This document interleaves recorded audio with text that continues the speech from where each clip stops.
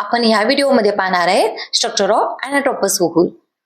अॅनाटोपस oval मधलं Anna म्हणजे again आणि टोपस म्हणजे टर्न, मीन्स टर्न अगेन. पहा, अॅनाटोपस ओव्हल हा असा ओव्हल आहे जो डेव्हलपमेंटच्या वेळेस 180 डिग्रीने रोटेट होतो आणि त्यामुळे फिनोकलस आणि मायक्रोपाइल एकमेकांच्या जवळ येतात, म्हणूनच आपण त्याला अॅनाटोपस असं म्हणतो. तर चला मग आपण पाहूया structure of anatropous ovule step by step. First आहे फिन्युकलस. फिन्युकलस हा असा स्टॉक आहे जो ओव्हल आणि प्लासेंटाला एकत्रित आणण्याचं काम करतो.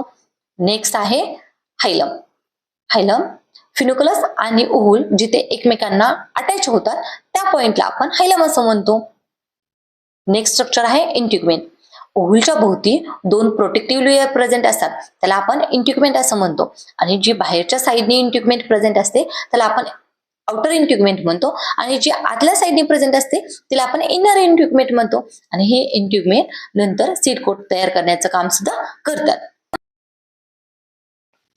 नेक्स्ट आहे मायक्रोपाइल.